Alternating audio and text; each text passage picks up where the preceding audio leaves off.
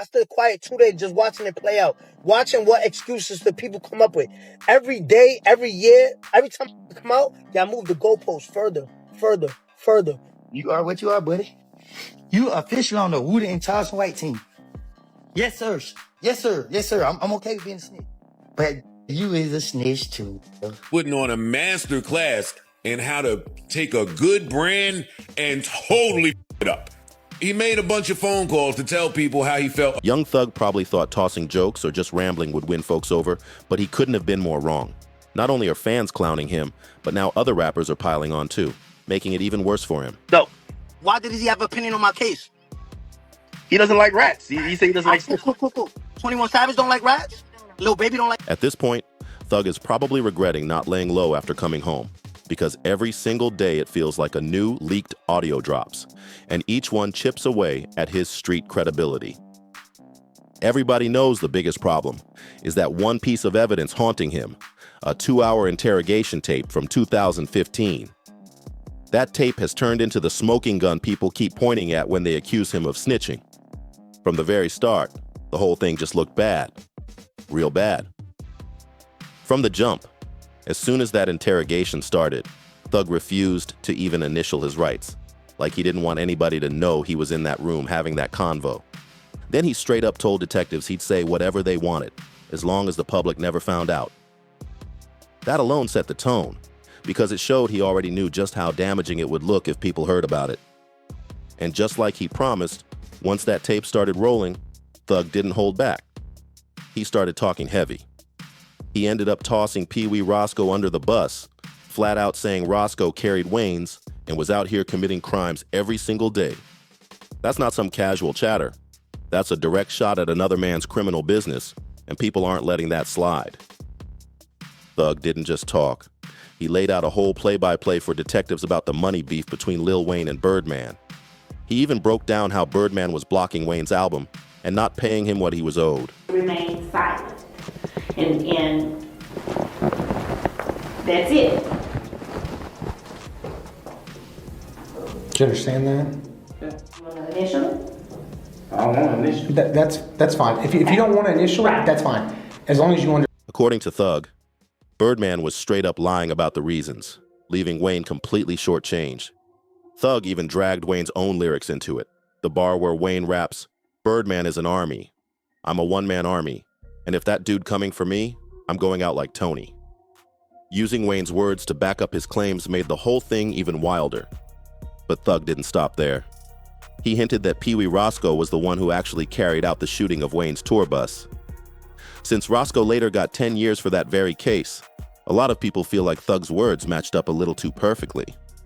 Later in the interrogation, when the spotlight shifted to YSL, Thug tried to laugh it off, acting like it was nothing more than a clothing line, saying YSL just meant young stone life, or young successful living.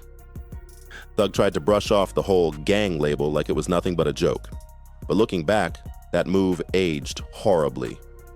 Years later, in his own RICO case, he actually pled guilty to being tied to criminal street gang activity. That's a straight-up contradiction that makes his just a clothing brand defense sound laughable now. By the end of the tape, Thug wouldn't even take the officer's business card, like he knew it would look bad if anyone saw him with it. But at that point, the damage was already done. When the clip finally leaked and went viral online, social media didn't hesitate to brand him a rat. Thug tried scrambling for damage control, denying he snitched and claiming the video was useless since prosecutors never used it in court. His defense? Basically saying, if they didn't use it, then it don't count as cooperating. Thug even jumped on Twitter, firing off posts trying to defend himself. In one, he claimed, "Bashing me is only going to mess the rap community up more." Oh, brother than Bird and Wayne. Oh, Roscoe and Lil Wayne? Were more Man, this nigga used to brain Wayne. I'm the glue to this fake game. But no matter how hard he tried to spin it, the denials just didn't stick. And the timing couldn't have been worse, because while he was fighting the rat label, even more leaks kept dropping, each one stacking the deck heavier against him. What's got people really heated is the giant hypocrisy in Thug's behavior, especially when it comes to Gunna. Remember, Thug went hard at Gunna after he took that Alfred plea deal in court. Gunna admitted that YSL was a gang and that he personally knew members or associates who had committed crimes in furtherance of it. To Thug, that was crossing the line. He even disowned Gunna in public, tweeting, "Gunna, stop acting like we're friends on the internet. I don't know you, my guy." And Birdman, they never put it out. So he started a little organization called Free Carter Pride, meaning bring it out. And then Birdman told me that, so I'm like, oh, so that's what's wrong. He ain't put it. That move came off bold back then. But with these tapes resurfacing, fans are calling Thug out heavy for not practicing what he preached. When Thug finally dropped his comeback music, he didn't hold back. He doubled down with bars aimed directly at Gunna, spitting, "Brother, you're a rat twin, you a pack." The energy was crystal clear. Thug was branding Gunna as a snitch and cutting ties in the harshest way possible. But here's the catch. Both of them ended up taking plea deals. Gunna took the Alfred plea, which basically admits the gang exists without claiming personal guilt. Meanwhile, Thug copped a straight-up guilty plea in his own RICO case. Both deals, in different ways, still acknowledged YSL's criminal ties. Now fans are flipping the script on Thug. As one source put it, either Gunna is a snitch, and by Thug's own standards, Thug is an even bigger snitch, or neither of them are snitches. Basically, Thug boxed himself right into his own hypocrisy. In that number, and I was in New Orleans. I said, what the f***? That was so weird. This nigga, they all shot at him. And then there's that infamous "yes ma'am" moment when Gunna's 2 words in court went viral. Thug and others used it to clown him, pointing at it as proof he folded under pressure. But now, that same energy is circling back on Thug. Fast forward to now, and people are asking the real question. What about Thug's own 2-hour interrogation tape? The one where he name-dropped Birdman, Wayne, and Roscoe, laying out full details. That makes Gunna's little "yes ma'am" moment look tiny in comparison. One Reddit user broke it down perfectly. Gunna never told on nobody. What he said couldn't even be used against anyone. He secured his way out of a snitching situation, but because they filmed it and leaked it, people just ran with the snitch tag. But Thug? Thug is in there telling, giving names, giving stories. That's real rat activities. And it's not just random fans or Reddit posters piling on anymore. Rappers and industry figures are speaking out too. Or you don't want my card. Because some people don't, and when they're in jail, they don't want to have like a cop's card because they worry that, oh, they got to. One name that's been popping up heavy in this mess is Kendrick Lamar. In another leaked audio, Thug could be heard venting about how he tried to lock in a Kendrick feature, presumably for his 2023 album Business is Business, and got shut down cold. He sounded bitter too, complaining, "These dudes too big, like I ain't doing no features." Why? Why wouldn't you want to do a feature for a superstar? That frustration just added more fuel to the fire. But Thug didn't stop there. He doubled down, claiming he wasn't the only one Kendrick brushed off. According to him, even Lil Durk and Lil Baby got the cold shoulder when they tried reaching out. To Thug, Kendrick's refusal wasn't about music. It was pure ego. He painted Kendrick as someone intentionally holding himself above the rest of the rap game, instead of embracing the culture and building with his peers. It's a music label and a game, and you have personal knowledge that members or associates of YSL have committed crimes in furtherance of the game. Yeah. In the leaked call, Thug snapped, "You supposed to be a dude blessing NS." And then he went even further, saying that's exactly why rappers like Kendrick would never be bigger than Drake ever in life. Thug used Drake, who he's worked with countless times, as the perfect model of what a superstar should be, while framing Kendrick as the opposite. Too self-contained, too ego-driven, and way too stingy with his features. Thug even argued that Kendrick's refusal to work with him was part of why Kendrick doesn't have as strong a grip on certain corners of the culture, especially the East Coast streets. According to Thug, fans out there don't fully connect with Kendrick's music because he doesn't move with the community the way other rappers do. And then Thug went for another jab, this time at Kendrick's cousin, Baby Keem. He downplayed Keem's talent and influence, basically saying Kendrick was wasting his cosign on family instead of lifting up heavyweights like himself, Durk, or Lil Baby. But that whole rant ended up backfiring on Thug in a huge way. Most people didn't see confidence. They saw entitlement, and it only made him look even more out of touch with the culture he was trying to call out. Supposed to be a cool blessing nigga. That's why I'll never be bigger than Drake, ever in life. Never be bigger than Buddy. Fans wasted no time pointing out the obvious. Kendrick doesn't owe Thug or anybody else a feature. And when it comes to Baby Keem, that's literally his blood cousin. Of course he's going to put family first, whether Keem is big enough in Thug's eyes or not. And here's the wild part. Looking back, it seems like Kendrick might have already addressed this exact tension in his music, way before anyone knew Thug had a problem with him. On Squabble Up, he spits, "Pipe down, young nit. These some whole other politics, beef with him and some beef in him. That's a lot of beef in him." Then later in the same verse, he adds, "Tell me why the fuck don't you dudes rap if it's fictional? Tell me why the dudes fed if you criminal / a dot. Can I get a drop?" I'm like, nah. That's Kendrick's style. He doesn't waste time addressing rappers in interviews or going on rants. He lets the music speak, and for fans, those bars hit way different now. But it wasn't just Kendrick hinting at things. Here comes 50 Cent. And if there's one thing everyone knows, it's that when drama shakes up hip-hop, 50 is never sitting on the sidelines. Saying like a Thug and a Gunna and everything that they're going through. Yeah. And you look at other people too, and you I said on the record, I said, I am not gang. I do not gang. 50 lives for moments like this. As soon as the chatter around Thug's interrogation tape started heating up, he jumped on Instagram with a cryptic post. He uploaded a clip of a man dancing to the Dramatics classic In the Rain, but it was the caption that lit everything on fire. "This how you gotta move in the streets now, 'cause these dudes telling. Be careful now." He never said Thug's name outright, but the timing was way too sharp to ignore. This was just hours after the interrogation footage hit the internet, so fans instantly connected the dots. And let's not forget, this wasn't even 50's first time speaking on the YSL mess. Back in 2023, when the RICO case was still fresh, 50 explained how he purposely distanced himself from anything tied to gangs. He made it clear, the law isn't just chasing mafias anymore. They're coming for rappers who try to juggle music and the streets. In his eyes, guys like Thug were putting giant targets on their own backs. A lot of people actually sided with 50's stance, saying if YSL hadn't been operating like a gang, there never would have been a RICO case in the first place. And without that case, all this snitching drama wouldn't even exist. And then, of course, you've got 6ix9ine. If there's one rapper guaranteed to jump in on this situation, it's him. He's the most infamous snitch in modern hip-hop, and unlike anyone else, he leans into it, owning the label completely. Dirt got something to do with non-trade. No. Huh? No. Why did he have an opinion on my case? He doesn't like rats. He said he doesn't like snitches. Cool. 21 Savage don't like rats?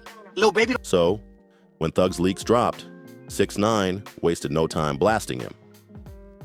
He went straight for the hypocrisy angle, calling out how the industry is handling Thug way different than it handled him. He said people were moving the goalposts. Back when he got locked up, rappers who weren't even tied to his gang lined up to bash him, swearing they'd never work with a rat. But now with Thug, it's suddenly excuses and silence coming from some of those exact same voices. According to 6ix9ine, the energy just doesn't match, and he wasn't about to let it slide.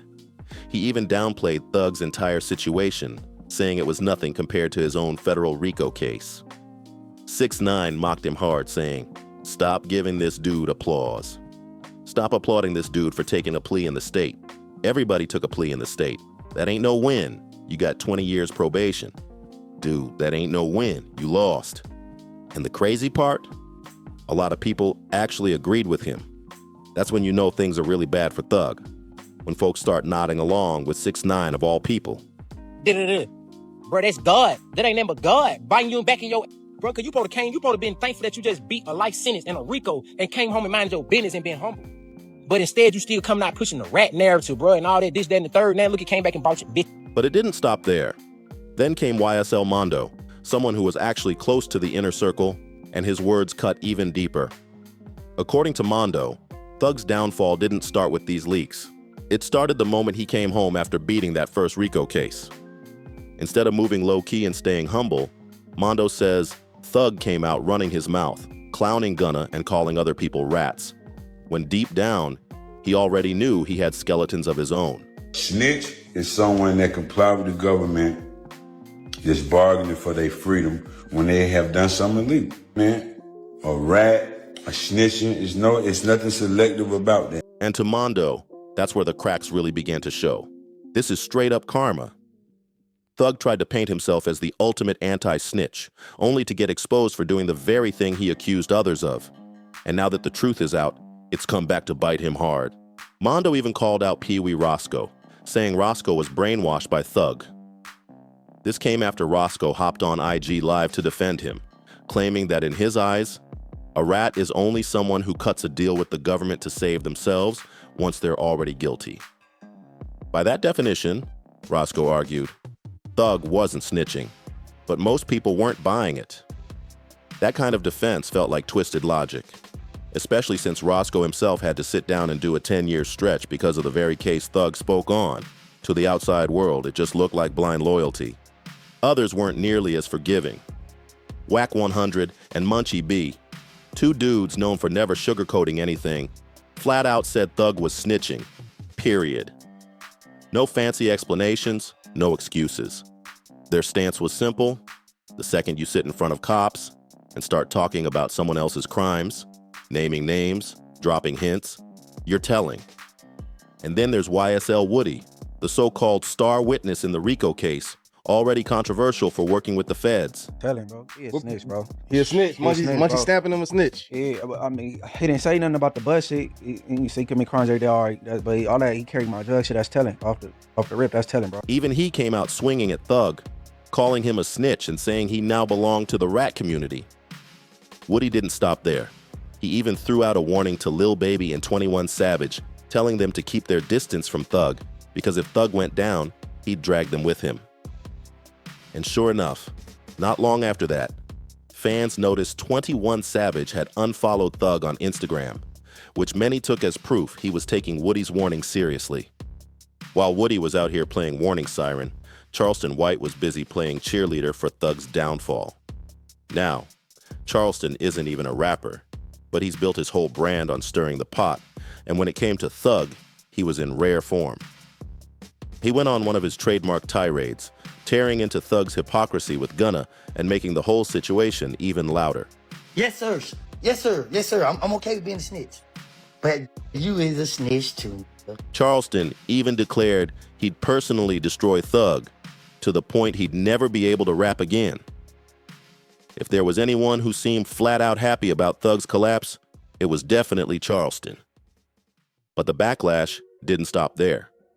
Another leaked phone call had Thug dissing Lil Durk, saying, "I already done too much for you, man. Watch out," after Durk refused to clear a verse for Thug's album. That move instantly sparked a reaction from Durk's OTF crew, who wasted no time clowning Thug online.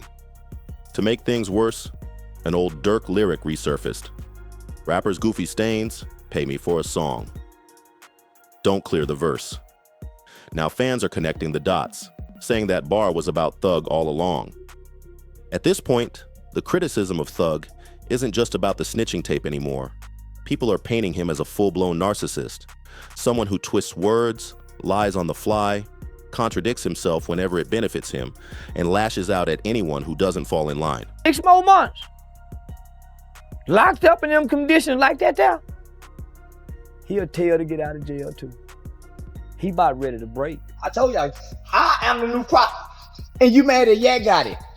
You mad at Gunna. Gunna don't have no interrogation tapes. And everybody mad at Gunna. Atlanta, I know y'all love Thug. And I love y'all. But y'all just bear with me. I'm finna destroy Young Thug. He will not. Whenever Thug sees others shining, he comes off bitter, jealous, and entitled. And now there's a growing belief that his behavior actually fractured what used to be a united Atlanta rap scene. For over a decade, Atlanta dominated hip-hop as the strongest force in the game, but people are accusing Thug of single-handedly breaking that unity with his ego and antics. And here's the crazy twist. While Thug was busy trying to sabotage Gunna's reputation, Gunna's the one winning. His album dropped and pulled solid numbers, with critics and fans rallying behind him. Some are even saying Gunna's project outsold Thug's naturally, while Thug's business is business was allegedly boosted by paid streams. The tide is shifting. Gunna's image is slowly getting rebuilt, while Thug's keep sinking deeper. People are even comparing Thug's downfall to Meek Mill's situation. Remember when Meek went overboard with his anti-6ix9ine crusade? He let the snitching narrative overshadow his music, and it ended up damaging his brand way more than it helped. Whenever Thug sees other people shining, he comes off bitter, jealous, and entitled. And now many believe his behavior actually fractured what used to be a united Atlanta rap scene. For more than a decade, Atlanta ruled hip-hop as the strongest force in the game, but folks are accusing Thug of single-handedly breaking that unity with his antics and ego. And here's the wild twist. While Thug worked overtime trying to tear down Gunna's reputation, Gunna's the one winning. His album dropped and pulled solid numbers, with both critics and fans rallying behind him. Some even say Gunna's project outsold Thug's naturally, while business is business was allegedly boosted by paid streams. The tide has shifted. Gunna's image is slowly bouncing back while Thug's is sinking fast. People are even comparing Thug's downfall to Meek Mill's past situation. Remember when Meek went way too hard against 6ix9ine? He let the snitch narrative overshadow his music, and it ended up damaging his brand more than helping it. Now fans are saying Thug is making the same mistake, obsessing over who's a rat instead of giving people the music they actually want. The culture is calling it out loud and clear. If Thug wants to recover, he's got to drop the snitch narrative, squash the beef with Gunna, and lock back in with the music. But right now, instead of building bridges, Thug just looks like a bitter man burning them all down. And if you thought this breakdown was wild, trust me, the next one is going to be even crazier.